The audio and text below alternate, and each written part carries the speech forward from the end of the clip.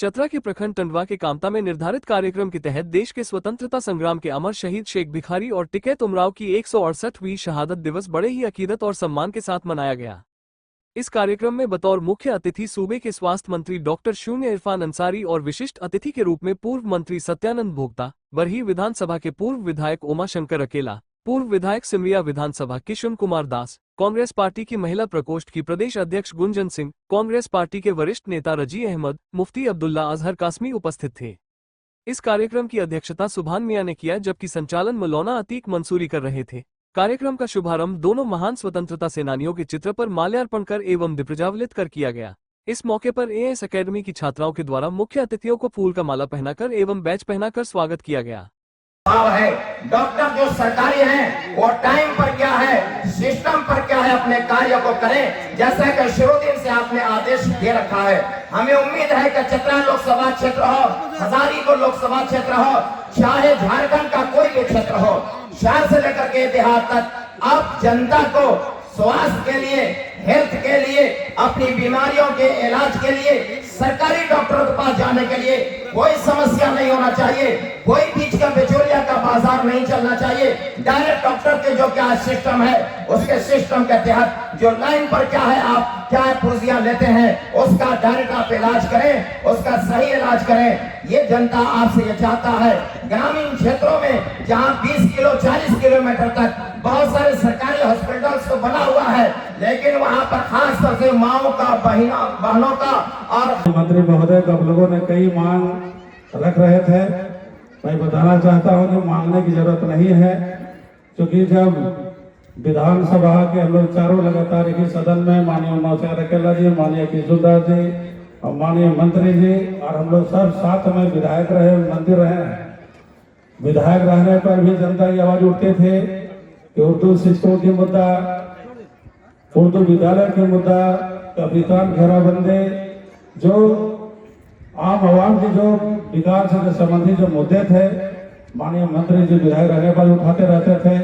हमारे माननीय उमाशंकर अकेला जी, माननीय किशोरदास जी, हम लोग चारों मिल करके इसी सत्र में जो 19 से 24 तक हम लोगों ने अपने शासन काल में पूरा प्रयास किए कि जो गरीबों का जो आवश्यकता जरूरी है वो सरकार, किसी पार्टी को सरकार रहती है आम आम गरीबों के लिए।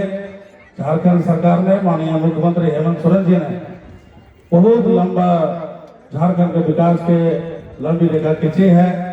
हम कह सकते हैं कि देश में पहला राज्य झारखंड है कि जितना योजना झारखंड में, चतरा में है, किसी राज्य में इतना योजना नहीं चल रहा है। चाहे हम मैया समान योजना की बात करें, मुख्यमंत्री रोजगार सृजन योजना की बात करें, मुख्यमंत्री सोनर सोबरन जो धोती साड़ी है, हमारे माननीय मंत्री जी उनके मालिक हैं, खादा पूर्ति का, तो यहाँ कई योजनाएं चल रही है। गांव गांव में सड़क, बिजली, पानी, पूरा जाल बिछाने का झारखंड सरकार ने किया है। अब बिजली माफ, बिजली फ्री झारखंड सरकार ने करने का काम किया और इसी कारण आज झारखंड सरकार ने दोबारा भारी बहुमत के साथ झारखंड में सरकार मजबूर नहीं, मजबूत सरकार बनी है। आज जो आप लोग आशा और आकांक्षा जो अपेक्षा है, माननीय मुख्यमंत्री हेमंत सोरेन जी ने पूरा करने का काम किया और जो कमी बेसी है ये 24 से लेकर 29 तक पूरा करने का काम करेंगे। आदिवासियों का विकास होगा, मूलवासियों का विकास होगा, लेकिन 18 साल जब सरकार बनी तो हमारे हाथों में सत्ता नहीं था। यहाँ पर हमारे किशनदास जी हैं, मैं उनसे कहूंगा, क्षमा प्रार्थी हूं, थोड़ा सुनिएगा, इसको अन्यथा नहीं लीजिएगा। ये कोई मंच पार्टी का प्रोग्राम नहीं है, लेकिन फिर भी मैं कहना चाहता हूं, जब झारखंड बना तो ऐसे लोगों के हाथों में सत्ता चला गया जिसने झारखंड को तबाह कर दिया, बर्बाद कर दिया। 3 राज्य अलग हुए, उत्तराखंड, छत्तीसगढ़, झारखंड। उत्तराखंड कहां से कहां चला गया, छत्तीसगढ़ कहां से कहां चला गया, लेकिन हमारा झारखंड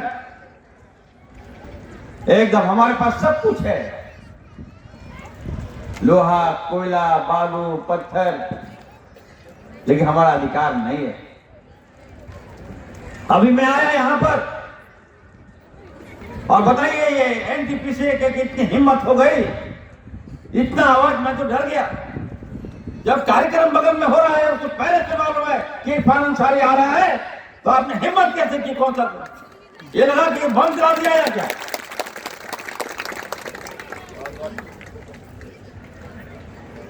इतना हिम्मत नहीं होना चाहिए। बचपन में जब हम लोग देखते थे कि जो हवाई लड़ाकू प्लेन जाता है तो जो आवाज करता था, कभी कभी सुनते थे। आज तो वही आवाज हमको सुनने को मिला यहाँ पर। इस आवाज में यहाँ के लोग कैसे रहते हैं, कैसे हमारा युवा पढ़ता होगा, कैसे हमारे बच्चे पढ़ते होंगे, कैसे हमारी बच्चियां पढ़ती होगी। मैं तो कहूंगा भोक्ता साहब को, मैं तो कहूंगा किशन जी को, और मैं कहूंगा केला जी को, गुंजन जी को, मैं कहूंगा कि कम से कम इस एनटीपीसी पर अपना दबाव बनाइए।